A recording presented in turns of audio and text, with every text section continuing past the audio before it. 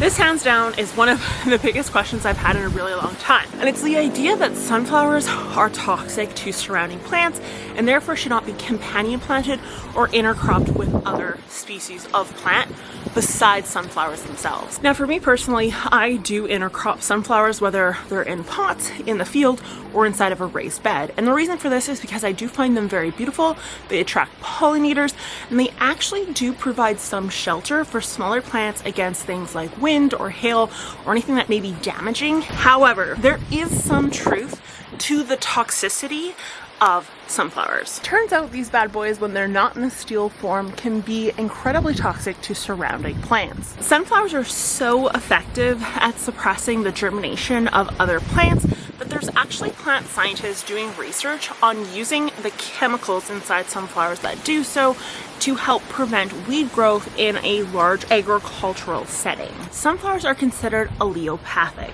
Now, a lot of plants are considered allelopathic, and almost every plant to some degree has some allelopathic properties, meaning it has the ability to suppress the germination or the growth of surrounding plants. Now, this is a very natural characteristic that plants have developed to be able to suppress competition for sunlight, water, and nutrients of surrounding plants in nature. Classically speaking, breeding, either through agronomy perspective or from the horticulture perspective for decorative plants, has allowed us to remove these characteristics or phenotypes from our plants and therefore not suppress our garden plants' growth. Now, in some cases, the plant is only technically releasing these allelopathic chemicals, suppressing the plant growth when it comes to the leaves, the stems, the roots, the shoots, in some cases the seeds.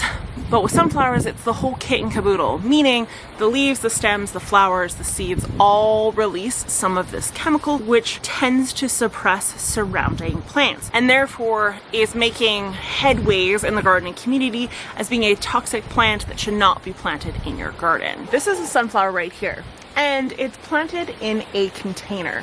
Now you're going to notice if you take a closer look that none of the plants around it seem to be at all stressed from the actual sunflower presence.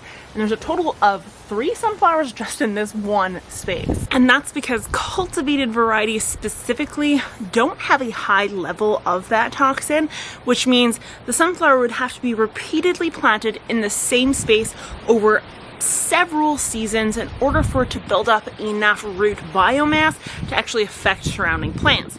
So long as you're using crop rotation, which I've stressed many times when actually planting a garden, as a gardener, you're not going to see the effects of sunflowers in just your regular annual bed. The times when you actually may notice some sunflower suppression is underneath a bird feeder. This is because actual sunflower seeds are a huge proponent of bird feed, which means as the birds eat their seeds, make their mess, which birds are messy, they will tend to drop seeds, which will ultimately affect the surrounding soil environment over extended periods of time. Meaning, in several years, if you keep the bird feeder in exactly that same spot, you may notice some suppression of weeds along with potential perennial crops. The other time as a gardener where you may notice more sunflower suppression is in the use of compost. And this is why I rarely advocate for growing your seedlings in compost, let alone dumping on a ton of compost into your garden.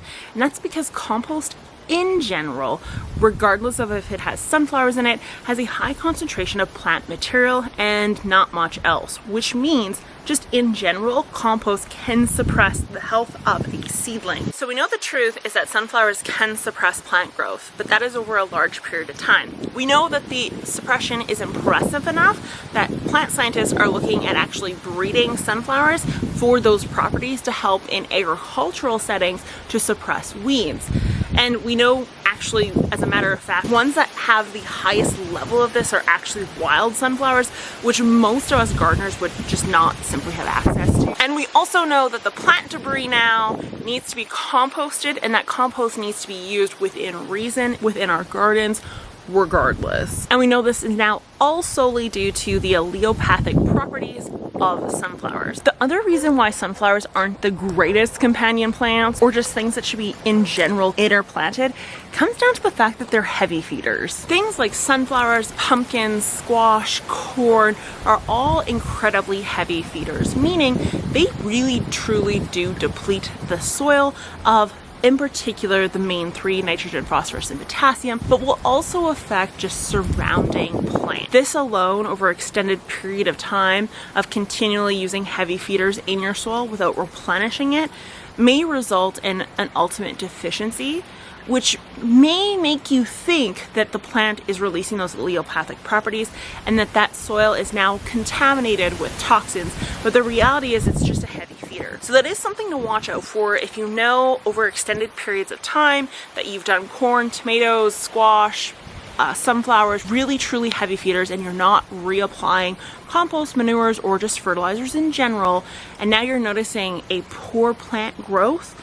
You may want to just think about the potential of it not being toxic now, but rather it being nutrient deficient, if you will. Some plants may have more resistance to sunflowers than others, and here's a list of actual plants that do okay in the presence of sunflowers and can be companion planted with little to no effect of both the yield or performance of the plant and the germination of it as well. Now, I highly recommend that you just don't entirely write off sunflowers and get really scared about the potential toxicity of them, because while it's present, again, it's not very intense unless we're talking years and years of sunflowers in the same spot, allowed to decay in the same spot, and just on and on and on as a cycle. If there's anything I could do to encourage you to still plant sunflowers, is their ability to be a hyper accumulator.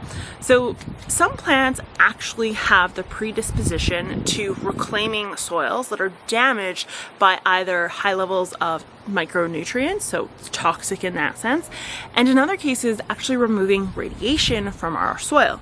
Sunflowers are one of these plants, meaning they have the ability to reclaim soils, and they are famously used in many disaster sites across the world.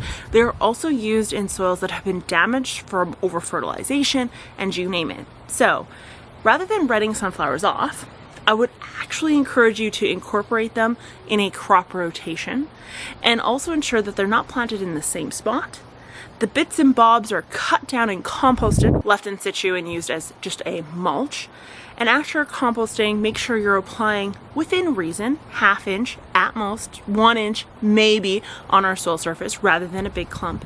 And you will see really great results regardless of using this toxic plant that's really truly not toxic. So, hope you guys enjoyed this video on sunflowers and their toxicity that's not toxic. And I'll talk to you guys next time. Bye.